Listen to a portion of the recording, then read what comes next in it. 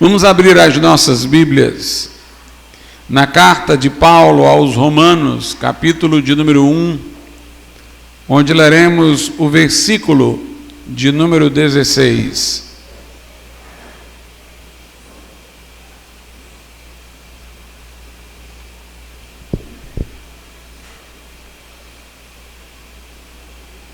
Diz assim a palavra de Deus, aos Romanos 1:16: Porque não me envergonho do Evangelho de Cristo, pois é o poder de Deus para a salvação de todo aquele que crê, primeiro do judeu e também do grego. Podeis assentar.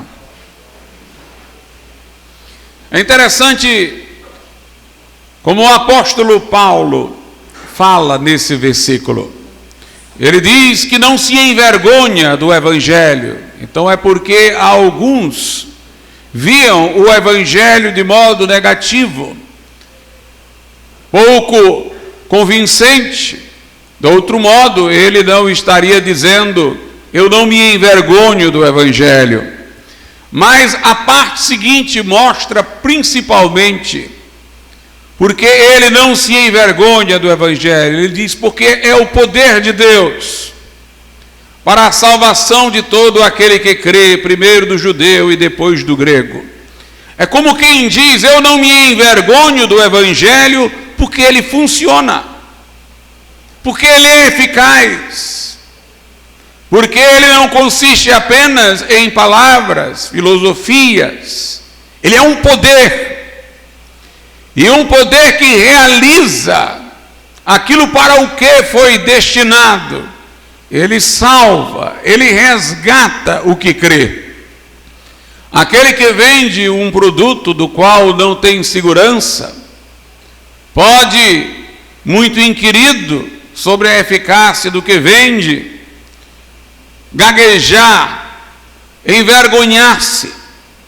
Mas Paulo, que não apresenta um mero produto, mas uma mensagem sagrada, ele diz que não se envergonha, porque aquilo que o Evangelho promete realiza, porque ele é o poder de Deus para a salvação de todo aquele que crê.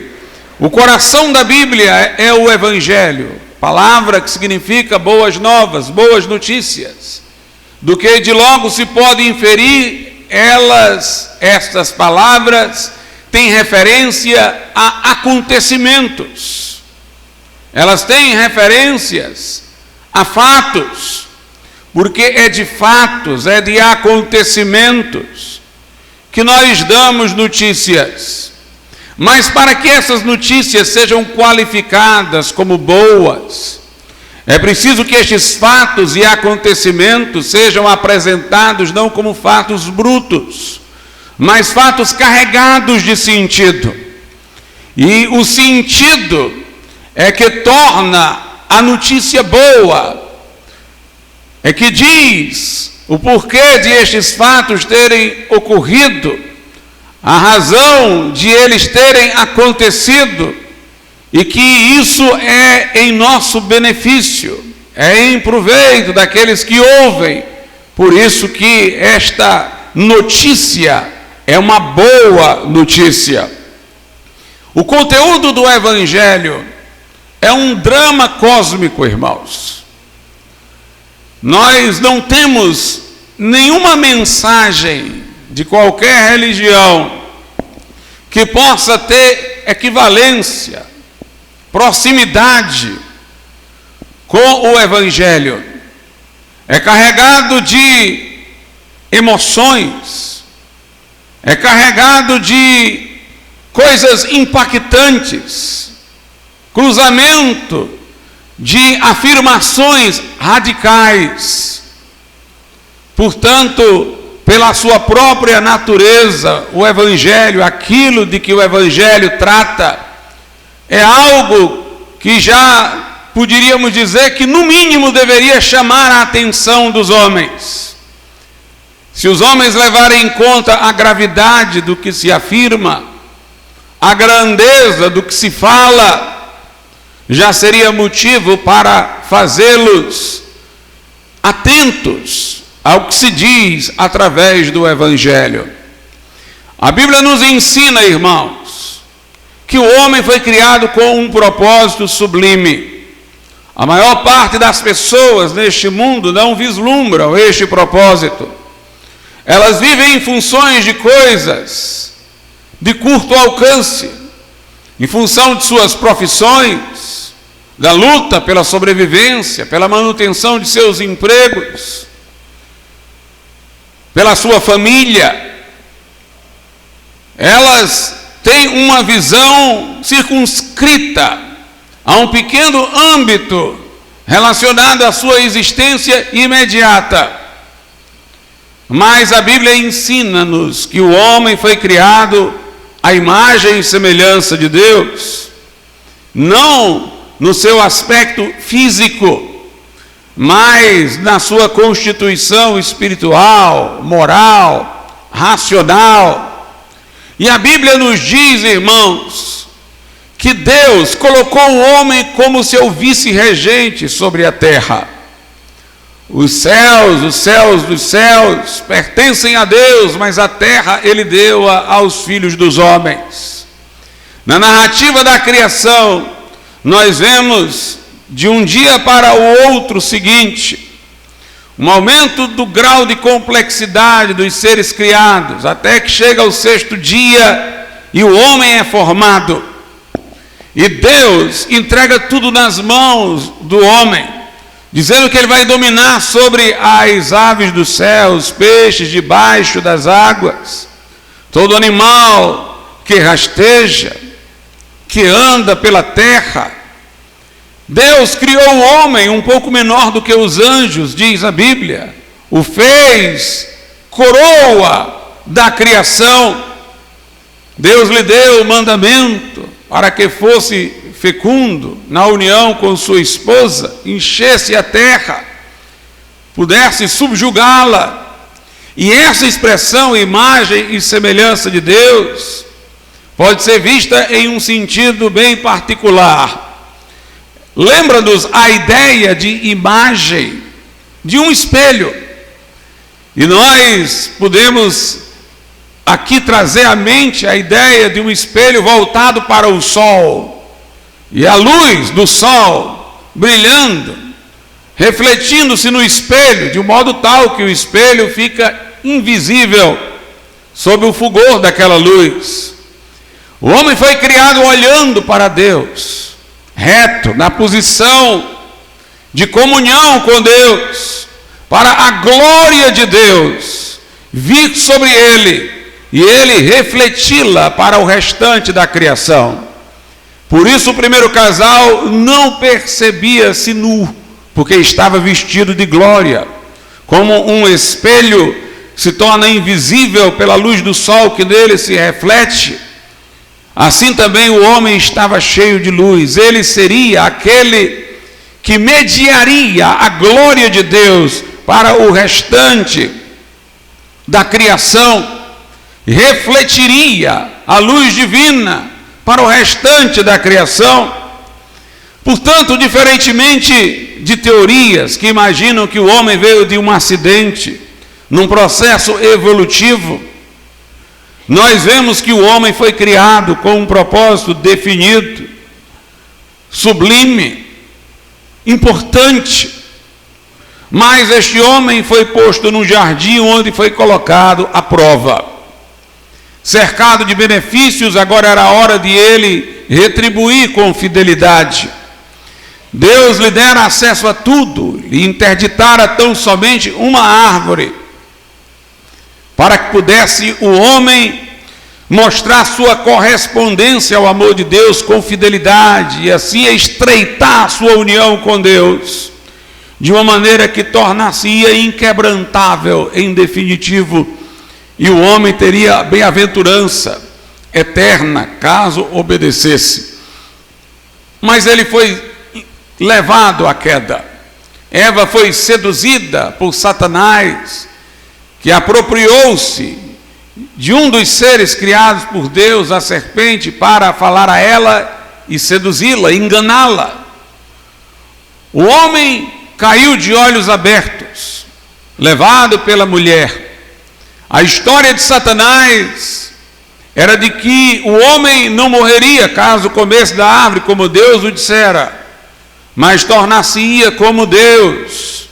E assim o desejo do homem por grandeza veio-lhe ao coração. Ele recusou sua finitude. Ele quis aquilo que deveria ser aprendido num processo de forma imediata. Ele quis nivelar-se com Deus e não levou em conta a palavra segundo a qual morreria. A Bíblia diz que o homem foi não apenas expulso do paraíso, sujeito ao labor e ao cansaço, à fadiga, à enfermidade e à morte, mas a terra foi maldita por causa do homem.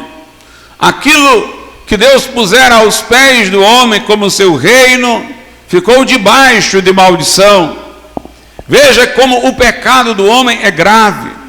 Nós temos aqui, como eu disse, um grande drama cósmico, porque pessoas comuns que imaginam no seu cotidiano que o limite de sua vida é sua profissão, família, elas ignoram que o homem foi criado para coisa tão elevada. Pessoas que minimizam os seus pecados com slogans como errar é humano, todo mundo peca, desconhecem a gravidade mais profunda do pecado que levou o homem, por uma única transgressão, a perder tudo e colocar a terra sob maldição. Porque é a lei de Deus que é transgredida, não a do homem. É um mandamento que é violado, não a recomendação.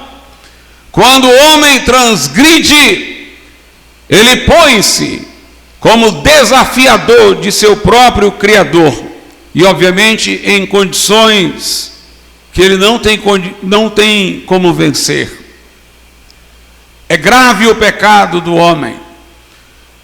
O pecado não é uma brincadeira, um divertimento. O pecado é grave.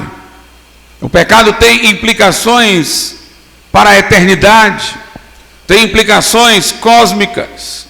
Rompe o relacionamento do homem com Deus. E quando o homem, pela transgressão, teve rompido o seu relacionamento com Deus, ele rompeu também o seu relacionamento com o próximo. O homem transferiu a culpa para a mulher, dizendo a Deus que comera da árvore porque a mulher lhe dera. Ele agiu como se ele não fosse o responsável pelo lar, pelo casamento, como se não fosse a autoridade que Deus constituíra dentro daquele relacionamento. Houve uma desassociação do homem com a natureza, que passou a lhe produzir espinhos. Animais que eram para se submeter ao homem se lhe tornaram uma ameaça. Houve sucessivas divisões, fraturas, através do pecado, em tudo quanto havia sido criado.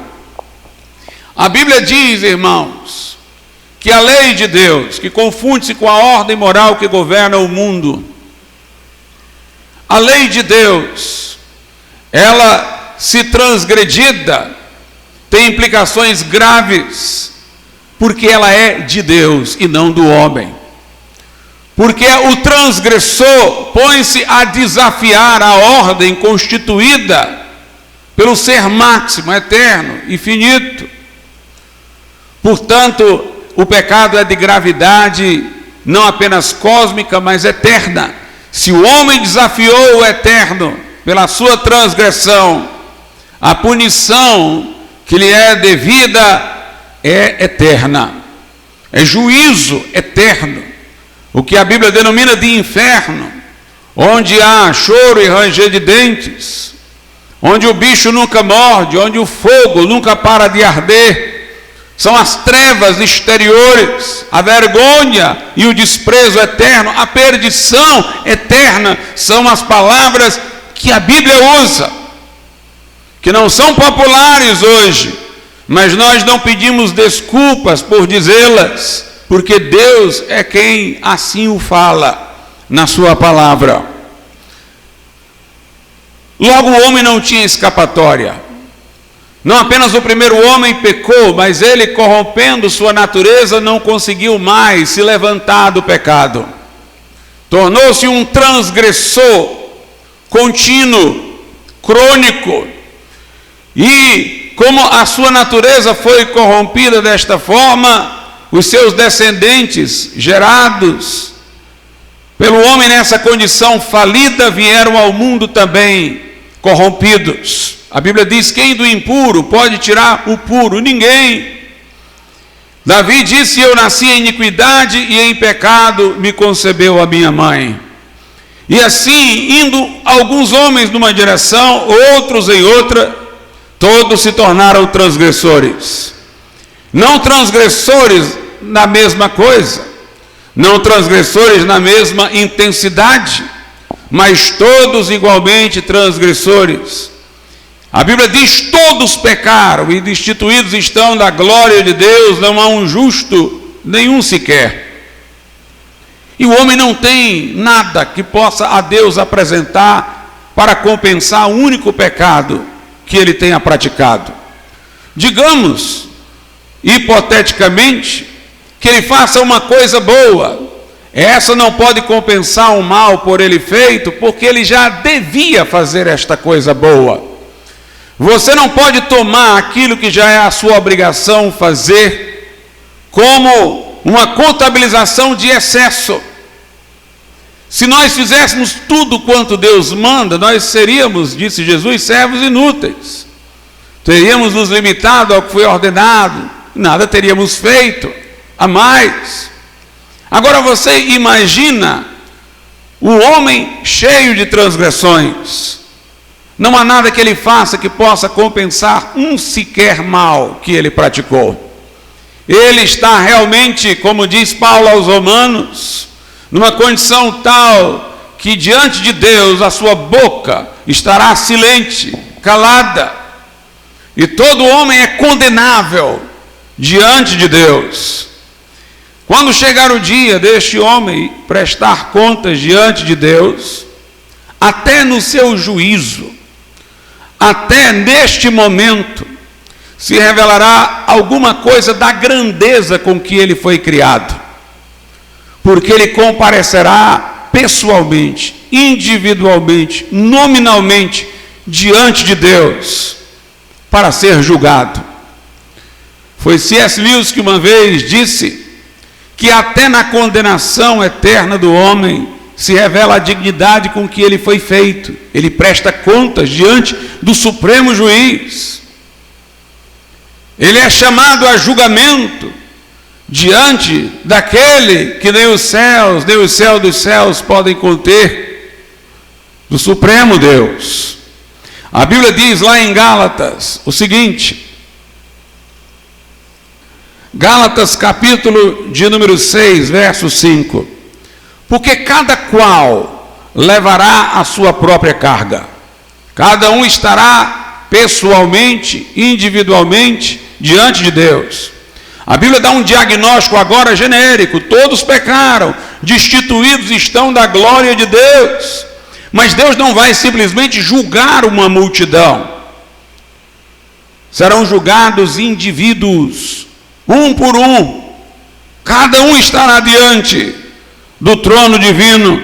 A Bíblia diz lá na carta aos Romanos, capítulo de número 14, verso 12: de maneira que cada um de nós dará conta de si mesmo a Deus. Pense nisso. Pense naquilo que os homens não viram, mas você conhece que estava no seu pensamento e em seu coração. Lembre-se de que você, tendo a oportunidade de servir a Cristo, tendo sido evangelizado, preferiu o mundo. Isso vai aparecer no dia do julgamento. Cada um dará conta de si mesmo a Deus.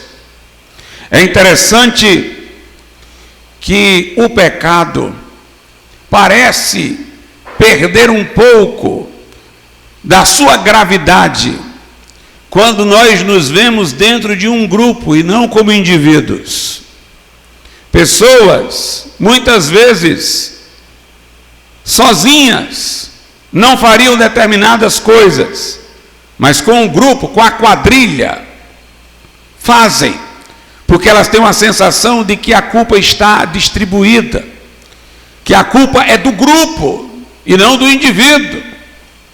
Os alemães, durante a Segunda Guerra, massificados pelo histerismo que Hitler trouxe à Alemanha, foram coniventes com coisas que, se individualmente alguém conversasse com cada alemão, ele não teria aderido.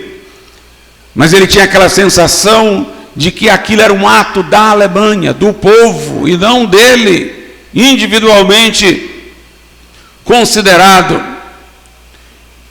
Pessoas que sentiriam vergonha de sair na rua agora de biquíni, não sentem lá na praia, porque os outros também estão mal vestidos. E há uma cumplicidade que faz ter a sensação de que o pecado diminuiu a sua gravidade. Mas naquele dia, cada um dará conta de si mesmo a Deus. As pessoas gostam de fugir da individualidade perante Deus, dizendo, mas todos fazem. Mas naquele dia Deus não vai querer saber se todos fazem, Deus vai querer saber se você fez. Sempre as pessoas encontram um que é pior do que elas, para que se comparem e digam, bem, eu não sou como aquele ali. Mas Deus vai naquele dia dizer a você que o parâmetro dele não é o outro, a quem você considera pior, é ele próprio. E contrastado com Deus, você verá a gravidade da sua transgressão. Essa era a condição do homem inevitável, caso nada mais tivesse ocorrido. Transgressor, culpado, numa terra maldita por suas escolhas, que está condenado por toda a eternidade a uma vida sem Deus, e que vai ouvir a sentença da boca do próprio Deus, e vai ter lembrado seus descaminhos no grande tribunal do juízo vindouro. Mas a Bíblia diz que Deus nos amou. A grande questão é que Deus nos amou, o que não tem explicação. Eu digo que não tem explicação do nosso ponto de vista, porque nós não tínhamos nada amável, nada digno, nada meritório para Deus nos amar. Não havia uma razão em nós para Ele nos amar, mas apenas para nos condenar. Mas a Bíblia diz que Deus amou o mundo de tal maneira que deu o seu Filho unigênito, Jesus Cristo, para que todo que nele crê não pereça, mas tenha a vida eterna. Diz a Bíblia que este amor excede todo entendimento. Entendimento quer dizer uma tentativa de explicá-lo. A Bíblia fala na carta aos Efésios do mistério da sua vontade, o mistério da vontade de Deus. Por que Ele nos amou? Não há razão em nós, a razão nele. Não é pelo que somos, é pelo que Ele é. Deus é amor. Ele nos amou primeiro. Se nós crentes o amamos, saibamos que foi Ele que nos amou primeiro. E tendo nos amado, Ele providenciou uma forma de nós podermos ter perdoado os nossos pecados, ter nossa vida reconciliada com Ele. Mas o interessante é que o mesmo Deus que ama o pecador, que nos ama, ama também a sua lei, ama também a sua justiça. E logo Ele não iria nos salvar jogando fora a sua lei, retratando-se de seus mandamentos, que eram justos, que que era uma expressão de sua natureza sublime e santa. A lei tinha que ser cumprida, mas Deus queria nos ser misericordioso. A lei exigia punição, exigia condenação eterna. Pois bem, Deus enviou seu Filho, que se fez homem por amor de nós, através de obra do Espírito Santo. Enquanto homem, Jesus foi o homem modelo perfeito. A Bíblia diz que Deus falava dele, o Pai falava dele: este é meu Filho amado, em quem me comprazo. Na sua boca, disse Pedro, não se achou engano. Ele foi reto e justo. Mas ele naquela cruz tomou sobre si os nossos pecados e levou as nossas dores. Foi traspassado e moído pelas nossas transgressões e iniquidades. O castigo que nos traz a paz estava sobre ele, e pelas suas pisaduras fomos sarados. Só ele poderia ter morrido naquela cruz, de modo a abrir-nos as portas da salvação. Sendo homem, poderia morrer pelos outros homens. Sendo justo, poderia morrer pelos injustos. Sendo Deus, poderia fazer um sacrifício de valor infinito e eterno, que compensasse uma condenação que merecíamos eternamente. E na cruz ele pagou o preço. Ele disse: Pai, está consumado. Se a queda é dramática, o homem sai de um paraíso e cai num mundo caótico. Se a queda é dramática, porque aquele que era a coroa da criação agora está debaixo de maldição. Se a queda era dramática, porque o homem que foi criado para Deus agora estava sob condenação e juízo, a cruz é mais dramática ainda. Porque aquele que esteve lá não foi um homem qualquer, foi o Filho de Deus consubstancial ao Pai, um com o Pai. O próprio Deus estava em Cristo reconciliando consigo o mundo. Que coisa espantosa, irmãos, que os céus se abriram e o infinito se fez finito por amor de nós. Sendo rico, se fez pobre, para que pela sua pobreza fôssemos feitos ricos. A encarnação já é espantosa, o Verbo se fazendo carne, habitando entre nós, o Filho de Deus assumindo a humanidade por amor de nós. Os anjos celebraram no céu, maravilhados, quando anunciaram o nascimento de Cristo. Glória a Deus nas alturas, disseram eles, paz na terra aos homens a quem Deus quer bem. Um coro celestial mostrou espanto no céu pelo ato de Deus de enviar o seu Filho.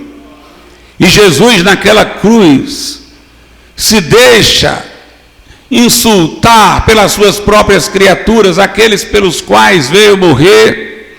Tem suas barbas arrancadas e cabelos, é apunhalado, lhe batem a cabeça com uma cana, lhe atravessam o couro cabeludo com coroa de espinhos, lhe chicoteiam as costas, lhe atravessam com pregos, lhe suspendem na cruz.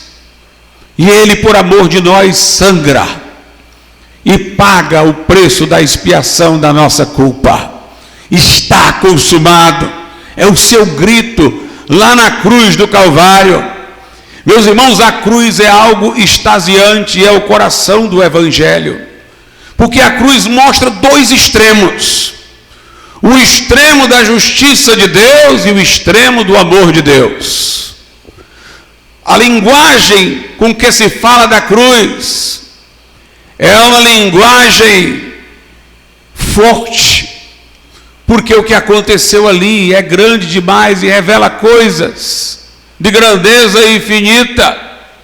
A lei de Deus não se podia revogar, mas para abrir as portas da misericórdia, Deus a cumpriu na sentença que Cristo recebeu por amor de nós naquela cruz, livremente. Quando eu olho para Jesus na cruz, eu vejo quão severa é a justiça de Deus, quão rigorosa é a justiça de Deus, quão implacável é o juízo de Deus. Esse mesmo Deus que João diz na sua epístola que é amor, o autor da carta aos Hebreus diz, é um fogo consumidor. É um fogo consumidor. Quando ele entregou as tábuas da lei a Moisés, o monte fumegou e estremeceu, e o povo saiu de perto com medo. Por outro lado, ele é o Deus que se revelou em Cristo, tocando os leprosos, curando os cegos e os aleijados. Deus é justiça e Deus é amor, em proporções infinitas. Deus é o juiz implacável, que não aceita negociar a sua lei. E Deus é o Pai de amor. A cruz fez justiça e paz se encontrarem, justiça e misericórdia se abraçarem. Na cruz eu vejo a justiça e o amor de Deus de uma forma estonteante, que nenhuma hipérbole humana poderia chegar próximo de dizer o que era.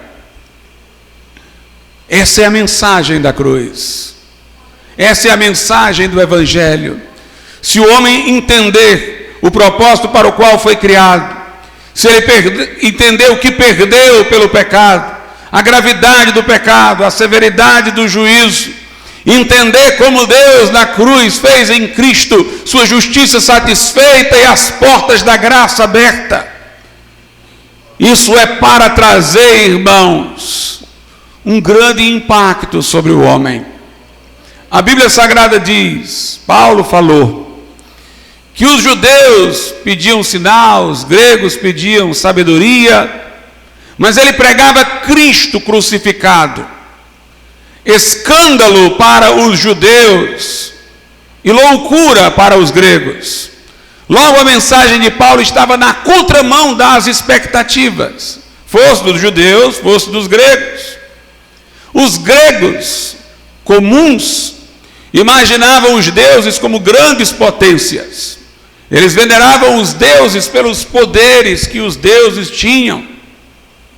Os deuses gregos eram caprichosos, faziam o que queriam.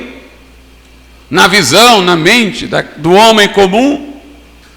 Para eles, imaginar que Deus, para nos perdoar, tivesse que enviar seu próprio filho para que fosse sacrificado, era algo inconcebível. Bem, esse Deus poderoso, se ele quiser, ele perdoa. Se ele quiser, ele perdoa esse, porque foi com a cara desse, não perdoa aquele. São os homens que têm que se penitenciar diante dele, fazer alguma coisa diante dele, para ver se ele se comove e abraça aquele homem, e ele vai perdoar sem querer saber do que disse antes, de lei. Ele é poderoso. Os deuses gregos eram caprichosos, volúveis em sua vontade, e jamais se imaginaria que eles iriam submeter um ente amado a um sacrifício desse tipo. Tinham os gregos filósofos. Estes aí imaginavam que Deus não se ocupava dos assuntos terrenos. Deus é feliz, pleno, perfeito, não tem necessidade de nós, não precisa de nós. Não vai sair do seu estado de felicidade para interessar-se pelos assuntos humanos. Nós estamos à mercê da nossa própria sorte. Por isso, para os gregos, aquela mensagem parecia loucura. Os judeus viam Deus em sua grandeza, elevado, sublime. Sabiam que Deus era moral, mas achavam equivocadamente que podiam satisfazer as exigências morais de Deus, sendo diligentes no cumprimento da lei de Moisés, o que faziam apenas de modo externo, não no coração, e cumprindo os rituais cerimoniais da lei. Eles aguardavam um Messias que os libertasse do jugo das outras nações, mas não um Messias que viesse para a salvação espiritual deles. As passagens que falavam do servo de Deus que viria para sofrer, eles interpretavam como uma metáfora da própria nação de Israel, no seu sofrimento em meio às outras nações. E quando se falava nas profecias do Messias que vinha para governar, eles imaginavam um líder que os tiraria dessa posição de sofrimento. Não viram que o mesmo que os profetas chamavam de rei era o servo que vinha para padecer por amor de nós. E logo eles não atendiam ao evangelho, mas Paulo disse: eu não quero saber. Os judeus pedem sinal, os gregos pedem sabedoria, mas eu prego a Cristo crucificado, escândalo para os judeus e loucura para os gregos. E Paulo diz: o evangelho funciona, é o poder de Deus, salva o que crê, resulta em salvação. Esse Cristo que morreu ao terceiro dia ressuscitou, para provar que sua morte era aquilo que ele dizia ser, um sacrifício expiatório por amor de nós.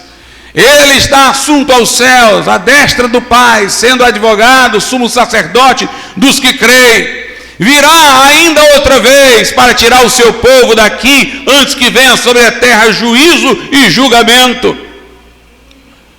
Mas o coração da salvação está no que aconteceu lá na cruz do Calvário, com o que aconteceu quando Jesus sangrou em nosso lugar, quando justiça e misericórdia se abraçaram naquele momento. Esta mensagem, irmãos, aguarda do ouvinte uma resposta congruente, adequada àquilo que se ouve. Essa resposta que se espera é arrependimento e fé.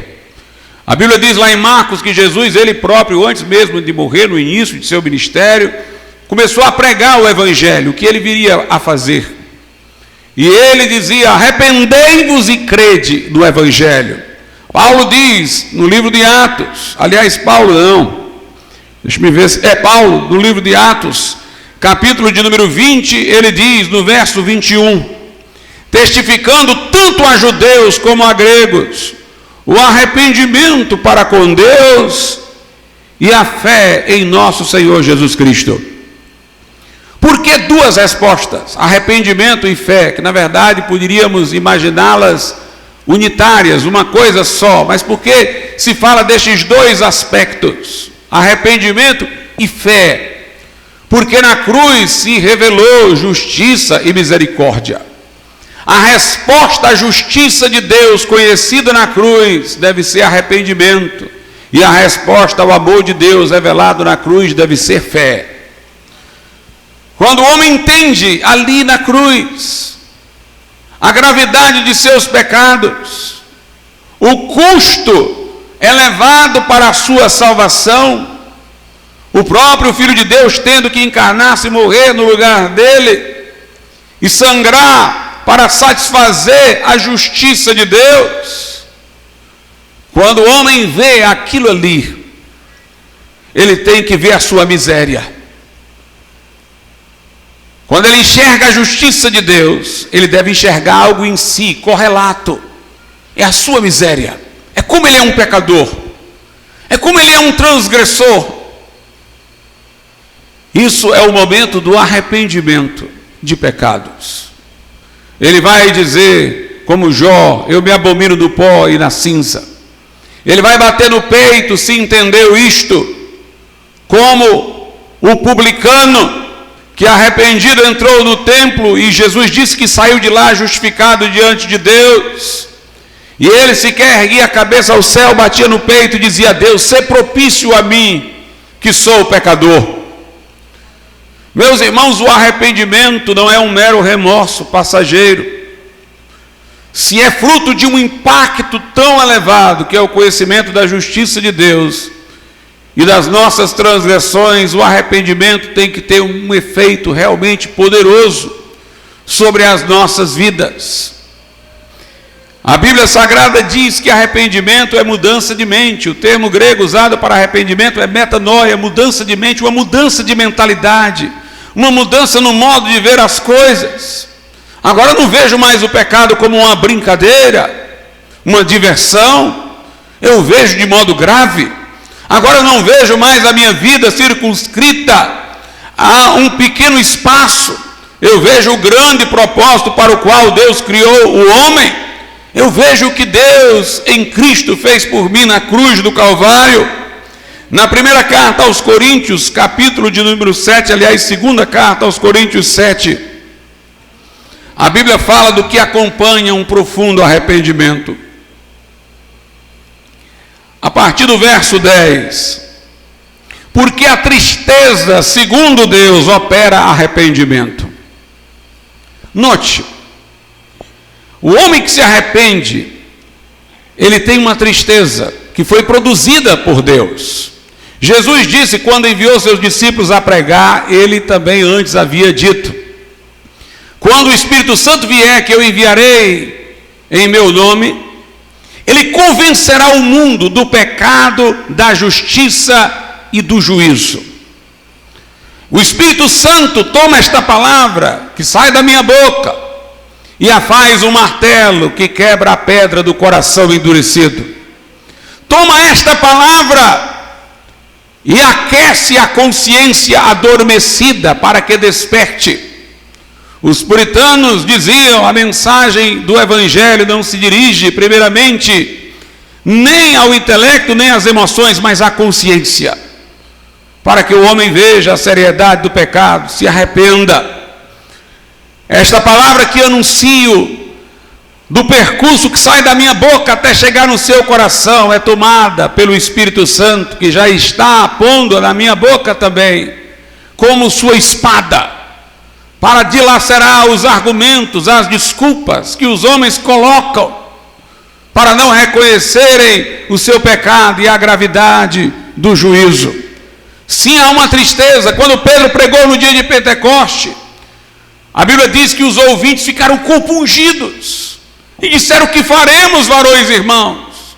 O carcereiro de Filipos caiu trêmulo aos pés de Paulo e Silas, dizendo: que farei para ser salvo?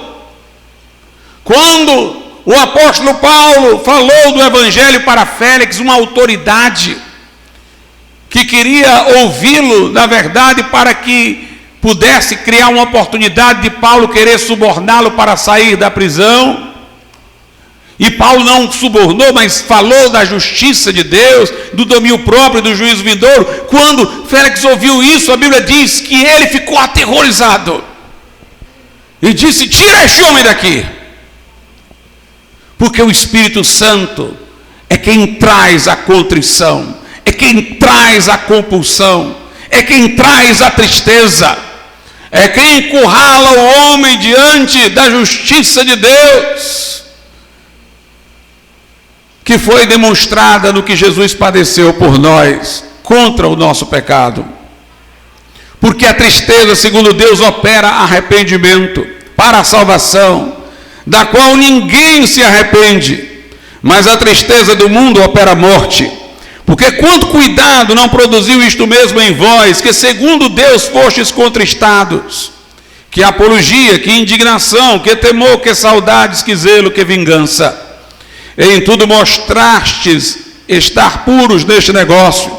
O arrependimento produziu, diz aqui o texto, cuidado, zelo. O homem não vai ser mais displicente com as coisas importantes. Que cuidado produziu isto mesmo em vós, que segundo Deus foste contristados. Que apologia, apologia é a defesa. O arrependido não se defende, defende Deus. Como Davi disse no Salmo 51, tu és inculpável no julgares, tu és justo no falares, eu que pequei contra ti. Apologia de Deus, indignação, indignação contra nós mesmos, como o publicano que batia no peito. Que temor, temor, porque agora as coisas divinas serão levadas em conta com reverência.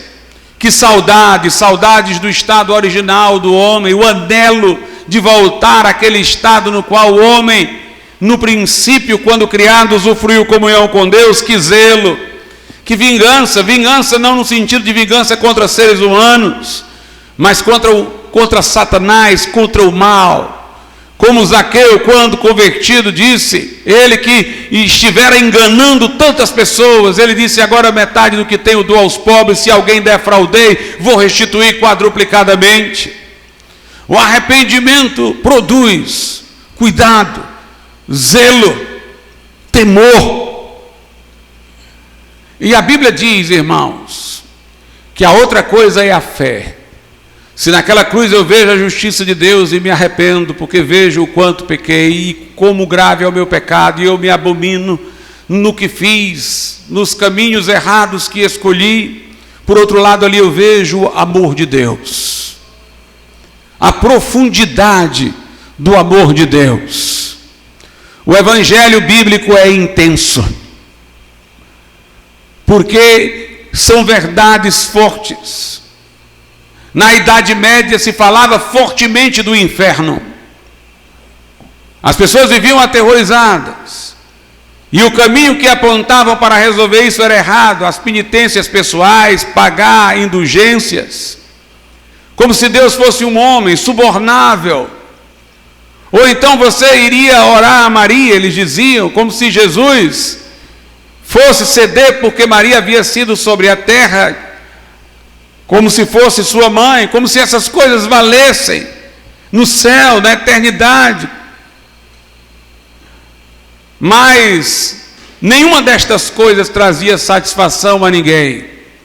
Os católicos que criam nisso viviam amedrontados, nunca estavam certos de que fizeram tudo o que podiam para serem perdoados, porque imaginavam que eles é que conquistariam o perdão. Mas o irromper da reforma do século XVI fez retornar a mensagem da graça. Lutero não mudou o que se dizia sobre o inferno. O inferno na boca de Lutero continuava tão terrível como antes, mas ele acrescentou a profundidade do amor de Deus, através de Cristo, não das nossas obras penitências, não da intercessão de Maria, mas através da cruz. Jesus perdoa os nossos pecados. E ele uma vez usou uma expressão metafórica que mostra como ele via o amor de Deus. Na época, a filosofia de Aristóteles era o objeto dos comentários nas universidades. E Aristóteles dava uma definição de Deus fria, mecânica. Deus é um motor não movido. E Lutero disse, não, Deus é um forno de amor em brasas. Deus é um forno de amor em brasas. Ou seja, Deus é aquele irado mesmo e é aquele que ama. Se você não estiver debaixo da cruz de Cristo, você vai enfrentar aquele severo juiz, que eu acrescento que nem Maria vai aplacar a ira dele, nem as tuas penitências, nem os teus sacramentos e nem o confessionário. Mas se tu estiveres refugiado em Cristo, Deus é um forno de amor em brasas. Deus é amor sublime sobre a tua vida. Os mesmos atributos que podem amedrontar em Deus podem consolar. Se tu estás sem Cristo, pensa nisso. Tu não tens como fugir do Deus onipotente. Não tem lugar para onde se esconder, porque Ele é onipresente. Não tem o que inventar diante do seu tribunal, porque Ele é onisciente. São atributos em Deus que se tornam um terror para ti se não vieres a Cristo. Mas se tu vieres a Cristo, a onipresença de Deus é uma bênção. Você vai dizer, ainda que eu ande no vale da sombra da morte, eu não temerei mal algum, porque tu estás lá comigo. Tua vara e teu cajado me consolam. A onisciência de Deus é uma bênção para ti, porque o Deus que sabe todas as coisas é aquele que agora governa o teu caminho e vai te levar por estradas do bem, estradas maravilhosas. Leva-me às águas tranquilas, por amor do seu nome. Se Ele é onipotente, então o poder dele será em função de ti. Jesus disse, as minhas ovelhas ouvem a minha voz e me seguem, dou-lhes a vida eterna, nunca jamais hão de perecer, e ninguém as arrebatará da minha mão. Aleluia. Justiça e amor, a que se responde com arrependimento e fé. A fé salvadora não é só intelectual, aceitar um dogma, uma exposição doutrinária. É a fé que se agarra a uma promessa, que se abriga em Jesus Cristo como Salvador, Por isso Jesus a descreveu como um vir a ele, o que vem a mim de maneira nenhuma o lançarei fora. Vinde a mim os cansados e sobrecarregados. A fé é um movimento do coração em direção a Deus. Por isso que em Hebreus 11 a Bíblia diz: sem fé é impossível agradar a Deus, porque aquele que de Deus se aproxima, tem um movimento de aproximação, deve crer que Ele existe e que é galardoador daqueles que o buscam. Então aquele que crê se aproxima, busca e confia que vai ser aceito por Deus pelos méritos de Cristo. A força da fé se revela em Hebreus 11. Pela fé Abraão deixou a sua terra, a terra de seus pais, e foi para uma direção que ele nem sabia para onde, porque Deus lhe ordenara. Pela fé Noé construiu uma arca, foi ridicularizado pelos seus contemporâneos, mas lhes pregou o arrependimento e foi salvo do dilúvio. Pela fé Moisés, que era filho da filha de Faraó, que havia sido adotado pela filha de Faraó, recusou a posição de preeminência e se uniu ao povo escravo, crendo que aquele povo era o povo de Deus. A Bíblia diz que a fé pela qual somos salvos, Gálatas 5, é uma fé que opera pelo amor, é uma fé que arde em devoção por Deus, porque eu corri para junto de Cristo, eu me abriguei nele, eu encontrei abrigo debaixo das suas asas. Seu arrependimento pode levar alguém a dar uivos de lamento. Na hora da fé, ninguém impedirá os brados de júbilo, porque ele virá a paz que excede todo o entendimento, porque agora ele saberá que nada o separará do amor de Deus que está em Cristo Jesus, o nosso Senhor. O Evangelho é intenso, porque reivindica o nosso ser por inteiro. No arrependimento, reivindica que você desista de tudo em você. Paulo disse: em mim mesmo a minha carne não habita bem algum. Miserável homem que sou, não tem nada de bom aqui. O arrependimento exige que você desista de tudo, e a fé que você entregue tudo. Confie em Jesus, se refugie nele, se abrigue nele, deixe ele tomar conta da sua vida. Uma reivindicação integral. É interessante, irmãos, que a Bíblia fala que em razão de o Espírito Santo operar quando pregamos, ninguém poderá se desculpar diante de Deus no julgamento. A linguagem da Bíblia é muito forte. Lá em Gálatas diz assim, Gálatas capítulo de número 3, verso 1, ó insensatos Gálatas, quem vos fascinou para não obedecerdes à verdade? A vós, perante os olhos de quem Jesus Cristo foi evidenciado, crucificado entre vós. Quando eu prego aqui nessa noite, a crucificação de Jesus, em proveito dos homens, como base de salvação, é evidenciada. Paulo chama os Gálatas de insensatos por terem ouvido isso e derivado para outra coisa, porque Paulo diz: foi posto em evidência. É uma linguagem científica, irmãos. Paulo está dizendo: eu trouxe a evidência. É insensato. Vocês tiveram a verdade testificada diante de vocês. Lá, na carta aos Coríntios, primeira carta aos Coríntios, a Bíblia diz assim, no capítulo de número 2, Paulo diz no verso 4: e a minha palavra e a minha pregação não consistiram em palavras persuasivas de sabedoria humana, mas em demonstração do Espírito e de poder, para que a vossa fé não se apoiasse em sabedoria dos homens, mas no poder de Deus. Eu não sei as peculiaridades dos termos gregos que aqui são traduzidos, mas é interessante que teve um renovador da retórica chamado Perman, que disse que havia uma distinção entre persuadir e demonstrar. Ele dizia: o que demonstra é o cientista natural, que faz a experiência diante dos olhos da pessoa e demonstra. O cientista das ciências humanas, um historiador, por exemplo, ele persuade de que uma coisa aconteceu, ele oferece argumentos de probabilidade, que podem ser mais convincentes do que a outra narrativa. É uma persuasão, a demonstração é quem coloca em evidência. Paulo disse, olha, o meu evangelho não foi só palavras persuasivas de sabedoria, não, foi demonstração do Espírito e de poder. Eu trouxe a evidência, mostrei para vocês. Alguém diz, pastor, se o evangelho através do poder do Espírito Santo é demonstrável, por que os homens não creem? Aí é que está a questão, porque crer no evangelho não é só reconhecer a veracidade dele, é acolhê-lo como via de salvação, é receber a mensagem como promessa salvífica, é arrepender-se e agarrar-se a Cristo. E as pessoas, irmãos, às vezes, elas não querem acreditar. Não é que não foi demonstrado, é que elas não querem, porque elas querem continuar na sua iniquidade.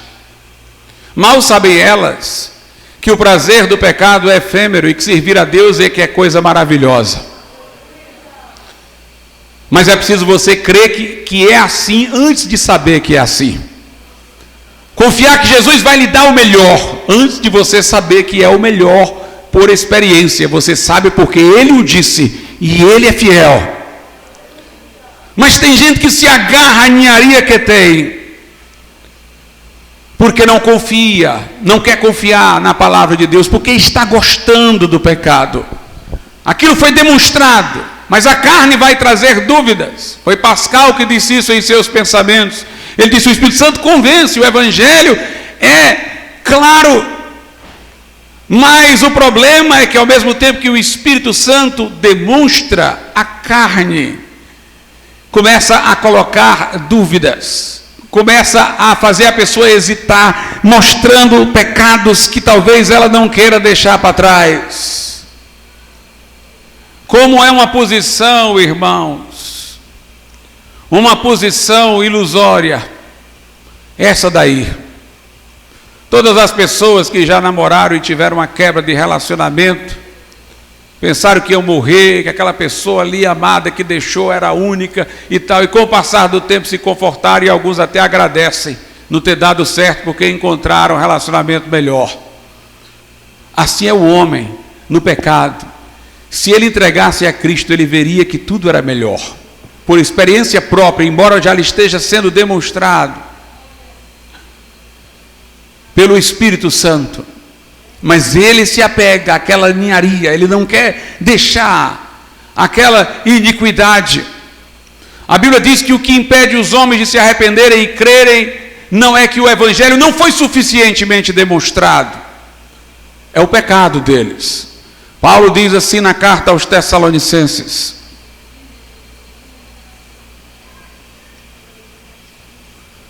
segundo aos Tessalonicenses 2,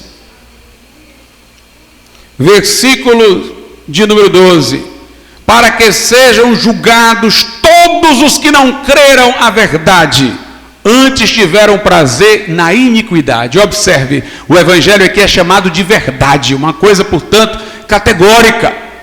Mas serão julgados aqueles que não creram na verdade. Por que eles não creram na verdade? Porque tiveram prazer na iniquidade. Porque tiveram prazer na iniquidade.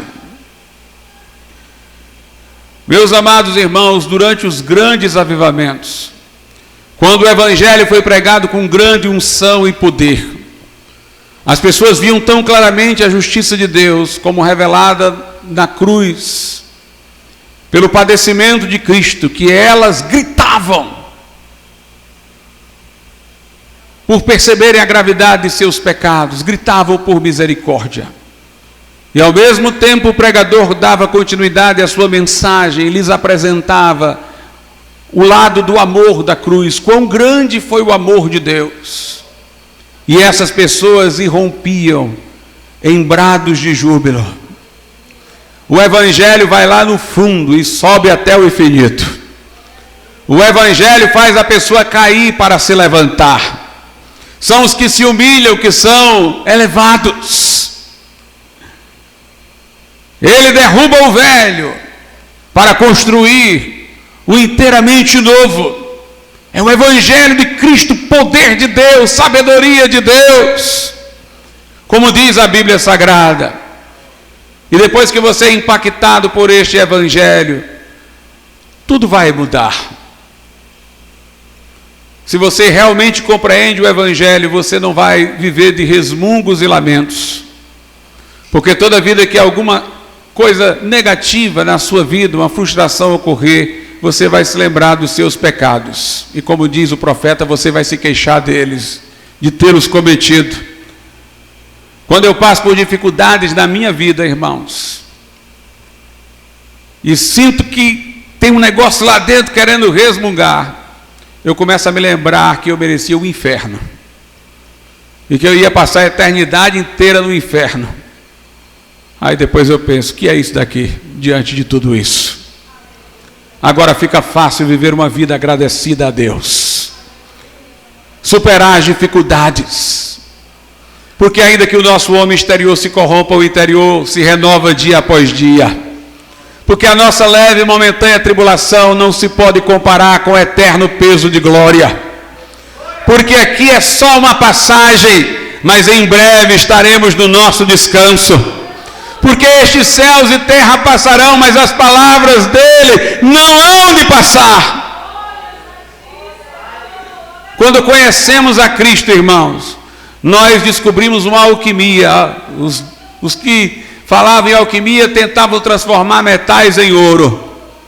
O crente transforma emoções humanas, veja que coisa gloriosa, através do Evangelho, em coisas eternas. No arrependimento eu sinto tristeza, segundo Deus. É uma emoção humana, comum, mas produzida por Deus, que gera arrependimento, que tem valor para a eternidade. Naquela gratidão que vem pela minha fé em Cristo e pela certeza de salvação, é uma alegria humana, uma emoção humana, mas produzida pela ação do Espírito Santo na minha vida e vira combustível para a eternidade. Isso deve guiar toda a nossa vida. Tiago diz assim, para terminar, no capítulo 5, verso 13: está alguém entre vós aflito? Ore. Está alguém contente? Cante louvores. Não vivamos, irmãos, guiados pelas emoções em si e por si. Porque se nós formos guiados pelas emoções, no dia da tristeza, talvez nós estejamos resmungando. No dia da alegria, talvez nós estejamos nos excedendo. E talvez até pecando. Mas vamos fazer nossas emoções virarem alguma coisa eterna. O crente tem essa sincronia. Está triste, oração. Faça sua tristeza virar uma oração. Está alegre, cante louvores. Faça sua alegria virar louvores. Irmãos, quando nós não mais separarmos nossa vida emocional da nossa vida espiritual, mas nós fizermos essa trasladação, nós vamos ver como as coisas vão melhorar. Leia o livro de Salmos para ver isso. Davi começa uma oração no Salmo lá, resmungando, e termina cantando. Começa dizendo, Senhor, por quê? Por quê? E termina glorificando. Suas emoções são reorientadas enquanto ele ora. Deus acerta o ponteiro das suas emoções enquanto ele ora, mesmo que ele comece errado, resmungando alguma coisa, mas Deus faz com que na oração aquilo se organize, aquilo se arrume. Paulo e Silas haviam sido chicoteados, açoitados, depois lançados no cárcere de Filipos, lá no fundo, sem luz, amarrados ao tronco, desconfortáveis, sem iluminação, feridos, iam passar a noite gemendo, mas resolveram fazer uma coisa melhor. Vamos transformar isso em bênção. Como ninguém vai conseguir dormir aqui, e ninguém vai conseguir ficar calado, vamos ficar gemendo a noite inteira, então vamos abrir a boca e vamos cantar e orar. E começaram a cantar e orar. A emoção humana virou combustão do céu. E na hora, irmãos, que eles começaram a orar, o lugar tremeu. Os presos não fugiram porque estavam maravilhados com aquilo. E o carcereiro que tinha chicoteado Paulo, que tinha lançado Paulo no cárcere, um homem insensível, agora estava trêmulo, segurando uma coisa que iluminava, dizendo: o que eu faço para ser salvo? Paulo e Silas disseram: crê no Senhor Jesus, serás salvo tu e tua casa. O homem os levou para a casa dele. Agora aqueles que estavam lá no pior lugar do cárcere estavam na casa do carcereiro. O carcereiro que os tinha açoitado agora estava lavando as costas deles. E toda a família do carcereiro creu em Deus e se alegrou. Este evangelho é intenso. É para governar a nossa tristeza e alegria. É para transformar emoções humanas em coisas eternas. Paulo disse: não me envergonho do evangelho, é o poder de Deus para a salvação de todo aquele que crê. Vamos ficar de pé.